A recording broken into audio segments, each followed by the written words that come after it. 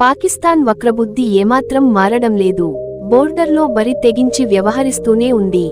భారత్, పాకిస్తాన్ సరిహద్దుల్లో యుద్ధ పరిస్థితులు కమ్ముకొస్తున్నా, తీవ్ర ఉద్రిక్తతలు చోటు చేసుకుంటున్నా, ఉగ్ర శిబిరాలే టార్గెట్గా ఇండియన్ ఆర్మీ విరుచుకుపడుతున్నా, దాయాది దేశంలో మార్పు కనిపించడం లేదు.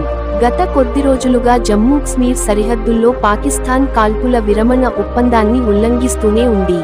పహల్గామ్ ఉగ్రదాడికి బదులుగా పాక్ ఉగ్రస్థావరాలే లక్ష్యంగా ఇండియన్ ఆర్మీ ఆపరేషన్ సింధూర్ పేరుతో మెరుపు దాడులు చేపట్టింది. ఉగ్రస్థావరాలపై భారత్ జరిపిన దాడుల్లో దాదాపు 100 మందికి పైగా ఉగ్రవాదులు మరణించినట్లు తెలుస్తోంది. అదే సమయంలో పాక్ రేంజర్లు బోర్డర్లో రెచ్చిపోయి వ్యవహరిస్తున్నారు. సరిహద్దుల్లో విచక్షణారహితంగా కాల్పులు జరుపుతూ భారత పౌరుల ప్రాణాలు తీస్తున్నారు. ఇండియన్ ఆర్మీ స్ట్రాంగ్ ఎటాక్తో ఏం చేయాలో అర్థం కాని పాక్ సైన్యం అమాయకులను పొట్టనబెట్టుకుంటోంది. మరోసారి సరిహద్దుల్లో కాల్పులు జరపడంతో 15 మంది భారత పౌరులు మృతి చెందగా 50 మంది వరకు గాయపడినట్లు ఇండియన్ ఆర్మీ ప్రకటించింది. ఇక మృతుల్లో 4 చిన్నారులు ఉన్నారు. మృతులతో పాటు గాయపడ్డవారంతా పూంచ్ జిల్లాకు చెందినవారిగా గుర్తించారు. గాయపడ్డవారిలోనూ పలువురి పరిస్థితి విషమంగా ఉన్నట్లు ఆర్మీ అధికారులు తెలిపారు. పూంచ్, తంగర్ సెక్టార్లలో పాక్ బలగాల కాల్పులు కొనసాగుతున్నాయని పేర్కొంది. సాధారణ నివాస ప్రాంతాలే లక్ష్యంగా పాక్ సైన్యం కాల్పులకు పాల్పడుతోందని ఇండియన్ ఆర్మీ తెలిపింది. అయితే భారత సైన్యం కాల్పుల్లో పలువురు పాక్ సైనికులు మృతి చెందినట్లు పేర్కొంటున్నారు.